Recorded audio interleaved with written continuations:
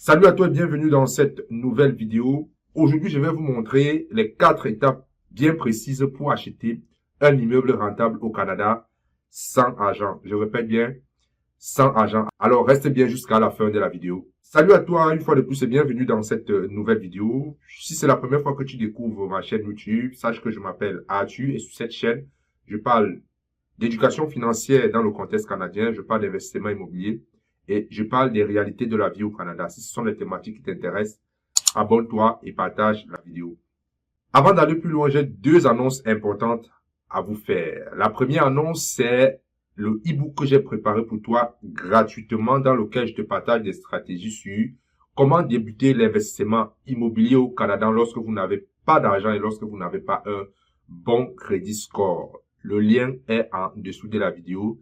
Cliquez, vous aurez accès à cet e-book, j'ai dit gratuitement. La deuxième annonce, c'est que j'ai préparé une mini vidéo pour toi où je t'explique comment gagner 10 000 $ par mois grâce à la stratégie immobilière qu'on appelle les flips de promesses d'achat. C'est une stratégie que j'ai utilisée aujourd'hui qui m'a permis de gagner des centaines et des milliers de dollars. Donc, tous les liens sont en dessous de la vidéo. Tous ces contenus-là sont gratuits. Je les ai préparés pour vous exclusivement. Alors, pour entrer dans le vif du sujet, où je me propose, n'est-ce pas, de vous donner les 4 étapes pour acheter un bien immobilier rentable au Canada, même lorsque vous n'avez pas d'argent. Alors, la première étape que vous devez, n'est-ce pas, subir, la première étape que vous devez franchir lorsque vous voulez investir au Canada, en fait, lorsque vous voulez acheter un bien immobilier rentable au Canada, sans argent, la première étape serait, n'est-ce pas, de créer ce qu'on appelle une entreprise. Je répète encore, la première étape va consister à créer une entreprise au Canada. Et l'entreprise que vous allez créer, ce n'est pas n'importe quel type d'entreprise. C'est une entreprise qu'on appelle au Québec les incorporations, les Inc. Vous devez créer ce qu'on appelle une Inc.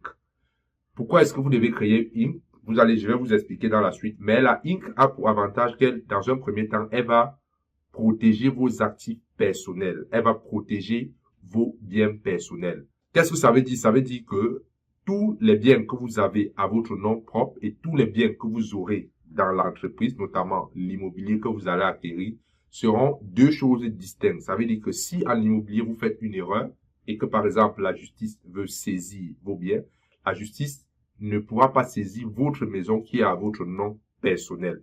La justice va saisir tout ce qu'il y a dans l'entreprise. La même chose, si vous faites une erreur à votre nom personnel, cela ne touchera pas, n'est-ce pas, tout ce que vous avez investi en immobilier dans votre entreprise. Deuxième avantage, c'est que par exemple, si vous avez des problèmes avec un individu, si vous avez des situations dans la vie, cela, n'est-ce pas, ne touchera pas, si c'est à votre nom propre, cela ne touchera pas tout ce que vous avez dans votre business. Par exemple, si vous subissez un divorce, par exemple, dépendamment du régime du mariage que vous avez choisi, ben, écoutez, votre divorce n'affectera pas tout ce que vous avez créé dans votre entreprise. L'autre avantage de créer une entreprise, c'est que tout ce que vous aurez à votre nom propre et au nom de l'entreprise seront deux choses distinctes. Par exemple, si vous avez des voitures, si ces voitures sont au nom de l'entreprise, cela va rester dans l'entreprise. Si vous avez, n'est-ce pas, des bureaux, bref, tout ce que vous allez avoir restera dans l'entreprise. Si vous avez acheté au nom de l'entreprise, restera dans l'entreprise. Même si vous avez des immeubles que vous avez achetés dans l'entreprise, ça va rester à l'entreprise. L'autre avantage, c'est que toutes les dépenses que vous allez, n'est-ce pas, créer vont rester, n'est-ce pas, dans l'entreprise et tout ça sera déductible d'impôt dans l'entreprise. Et je rappelle ici que l'impôt des entreprises est très, très inférieur par rapport aux impôts sur la personne, sur les individus, sur les salariés au Canada. Donc, voilà les avantages que vous avez lorsque vous créez une entreprise. Ça, c'est la première étape lorsque vous voulez acheter un bien immobilier rentable. La deuxième étape va consister à trouver ce qu'on appelle la mise de fonds, va consister à aller chercher du financement en guise de mise de fonds. Alors, j'ai cité ces étapes par ordre chronologique. Pourquoi créer une entreprise? Il est plus facile d'aller obtenir du financement avec une entreprise bien incorporée et bien structurée par rapport d'aller chercher du financement auprès des institutions financières à votre nom propre. Alors, auprès de qui vous pouvez aller chercher, n'est-ce pas, du financement? Vous pouvez, premier partenaire financier que vous aurez, ce sont les banques. Les banques aiment, n'est-ce pas, des personnes qui sont constituées en entreprise. Lorsque vous venez en tant qu'entreprise aux yeux d'une banque, la banque vous prend plus au sérieux. Ça ne veut pas dire que lorsque vous venez en tant que personne, en tant qu'individu, la banque ne vous prend pas. Mais lorsque vous êtes constitué en entreprise, la banque vous prend plus au sérieux. Et la banque sera, dépendamment de votre profil, dépendamment de comment est-ce que vous vous présentez, la banque pourra vous donner plus de liquidité, n'est-ce pas, pour financer votre mise de fonds. Je rappelle que pour acheter un immeuble, vous aurez besoin d'une mise de fonds, vous aurez besoin de votre apport. Avec une entreprise, vous pouvez, n'est-ce pas, aller auprès des banques, première personne, vous pouvez, n'est-ce pas, aller auprès des prêteurs privés. Il y a ce qu'on appelle au Canada des prêteurs privés.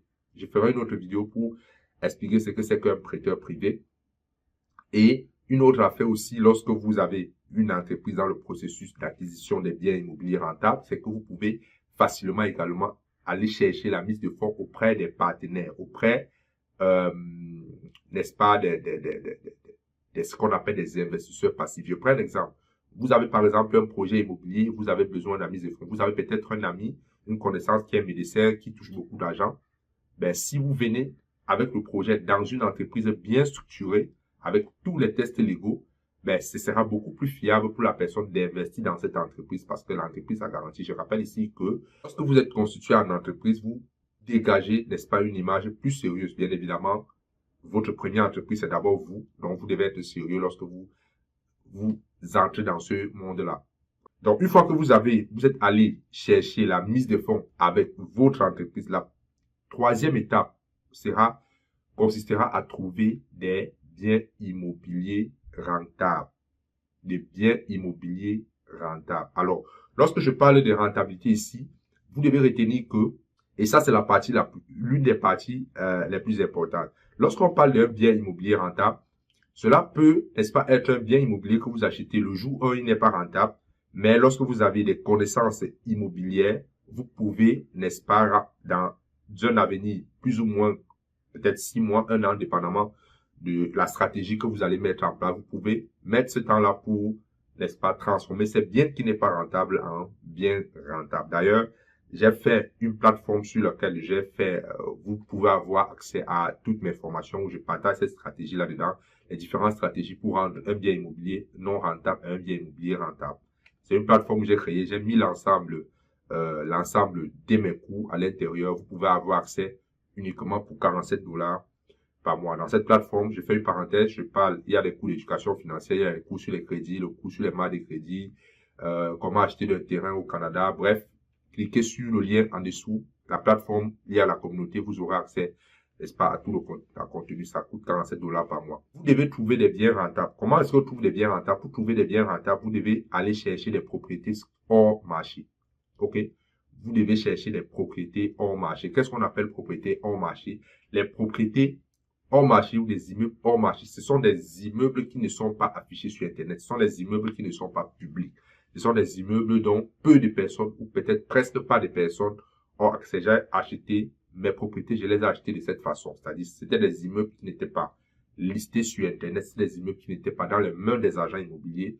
Je faisais affaire directement avec le vendeur. Ce qui fait qu'il n'y avait pas de compétition et j'avais le pouvoir, n'est-ce pas, de négocier. C'est comme ça que j'ai trouvé, n'est-ce pas, mes premiers biens immobiliers. Le premier bien immobilier, je l'ai acheté le jour où il n'était pas rentable, mais 3 mois plus tard, on a pu, n'est-ce pas, convertir ce bien-là pour qu'il soit rentable. Or, lorsque vous regardez les biens immobiliers sur les sites Internet publics, il y a beaucoup de compétition et ça crée parfois la surenchère.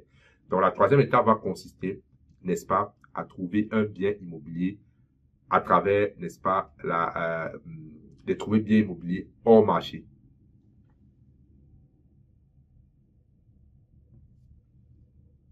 Alors, comment reconnaître que ce bien sera un bien rentable ou ce bien est rentable? Alors, vous devez acheter donc les biens pour que ce soit rentable. Vous devez acheter ce bien-là en dessous de sa valeur réelle. Ça veut dire que si vous trouvez un immeuble, disons 4 appartements, un quadruplex, vous devez connaître votre marché. Ici, à cette troisième étape, ça vous prend des connaissances de votre marché. Ça prend des connaissances immobilières.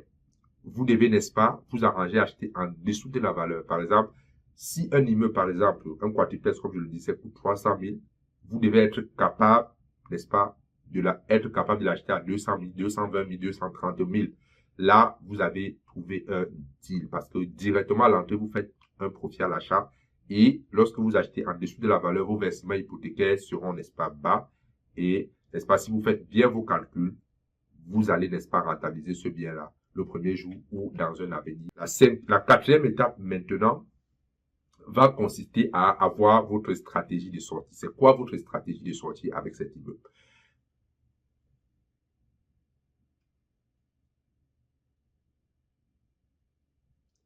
Alors, la stratégie de sortie peut, n'est-ce pas, il y a plusieurs stratégies de sortie. Il y a la stratégie qu'on appelle le acheter, rénover, relouer et refinancer. OK? Ça, c'est la stratégie achat, rénovation, relocation et refinancement. Alors, vous achetez un bien immeuble, vous achetez le bien, comme je l'ai dit, en dessous de sa valeur, vous faites des travaux, vous louez et vous partez refinancer. Le refinancement, c'est une technique, n'est-ce pas, utilisée par des investisseurs immobiliers au Canada qui consiste, n'est-ce pas, d'aller, c'est comme si vous rachetez votre immeuble à sa nouvelle valeur. OK? Vous achetez votre immeuble à sa nouvelle valeur. OK, je ferai une vidéo. Si ça vous intéresse, que je vous explique ce que c'est que le refinancement, mentionnez-moi ça en commentaire. Je ferai une vidéo pour vous expliquer. Donc, le refinancement, comme cela dit, vous refinancez, c'est-à-dire vous rachetez votre immeuble à sa nouvelle valeur. Vu que vous avez acheté à un prix bas, or la valeur réelle, c'est comme si vous achetez, n'est-ce pas, cet immeuble à sa nouvelle valeur. Et l'avantage de cette stratégie, c'est que tout l'argent que vous avez mis comme mise de fonds, comme travaux, vous allez à la fin du processus récupérer cet argent, parfois même avec un profit, et l'immeuble reste pour vous. La deuxième stratégie de sortie que vous pouvez utiliser, c'est la revente. Lorsque vous avez bien fait vos devoirs, lorsque vous avez acheté le bien au bon prix, vous avez trouvé un bien hors marché, vous avez bien négocié, vous pouvez, n'est-ce pas, revendre ça plus cher. J'ai dit tantôt que, voilà, vous avez trouvé un immeuble, un 4 appartements, un quadruplex qui coûte, par exemple, 300 000, vous l'avez acheté à 220 000, vous remettez ça sur le marché, 1 mois, 2 mois plus tard, vous revendez, vous faites 80 000 de profit. Ça, c'est une stratégie de sortie. Et également une autre stratégie de sortie que on appelle les flips. Admettons par exemple que voilà, vous avez à l'étape de trouver une entreprise et voilà, vous avez trouvé des partenaires qui vous ont promis que, ben, écoute, Justin, si tu trouves un bien immobilier, contacte-nous, nous allons mettre la mise de fonds pour acheter. Voilà. Et que le moment arrivé, ce sont les choses qui arrivent. Cela m'est également arrivé. Mon premier deal que j'ai fait, voilà, c'est ce qui m'est arrivé. C'est ça qui m'a fait tomber dans ce qu'on appelle les filets de promesse d'achat. Et c'est une stratégie que vous devez garder lorsque vous êtes investisseur immobilier. Donc, la quatrième stratégie serait, n'est-ce pas, lorsque vous négociez avec le vendeur et que vous avez la maison sur contrat, sur promesse d'achat, si vous constatez que vos partenaires ne seront pas capables de mettre la mise de fonds, vous pouvez simplement revendre, n'est-ce pas, la promesse d'achat, dépendamment du profit. Je prends un exemple. Si vous avez la propriété vaut 300 000, vous l'avez acheté à 220 000, vous pouvez revendre, n'est-ce pas, votre promesse d'achat à 230 000. Vous faites un profit de 10 000 $. Au lieu de perdre le contrat, au lieu de perdre la propriété parce que vous n'avez pas la mise de fonds, vous tirez quand même un profit de 10 000 $. C'est une stratégie qu'on appelle les filles de promesse d'achat. D'ailleurs, j'ai dit en introduction que j'ai fait une mini vidéo gratuite dans laquelle je partage plus en détail cette stratégie. Le lien en dessous de la vidéo, vous pouvez, n'est-ce pas, cliquer pour avoir accès. Cette vidéo-là, elle est gratuite. Donc ça, ce sont les 3 stratégies de sortie que vous devez, n'est-ce pas, avoir lorsque vous prévoyez acheter un bien immobilier rentable au Canada sans argent. Donc, vous comprenez donc que parfois, vous n'avez pas besoin d'argent pour acheter un immeuble au Canada mieux rentable. Donc, vous pouvez utiliser les banques. Sauf lorsque vous êtes constitué en entreprise, vous utilisez les banques, vous trouvez la mise de fonds. Vous pouvez également aller chercher la mise de fonds avec les banques. Et il y a beaucoup d'autres stratégies poussées que vous pouvez utiliser pour acheter un immeuble rentable au Canada sans argent. Cela m'a fait plaisir de partager cette vidéo avec vous. Si vous avez des questions, mentionnez-les en commentaire. Si vous voulez en savoir plus sur les stratégies que je viens de partager, je vous ai mis en dessous de la vidéo 2 liens. Le premier, c'est un e-book où je vous montre comment débuter l'investissement immobilier au Canada lorsque vous n'avez pas d'argent, lorsque vous n'avez pas un bon score de crédit.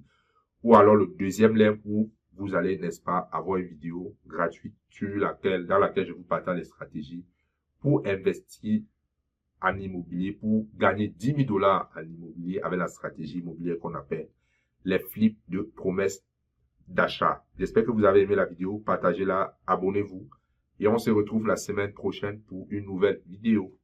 Ciao.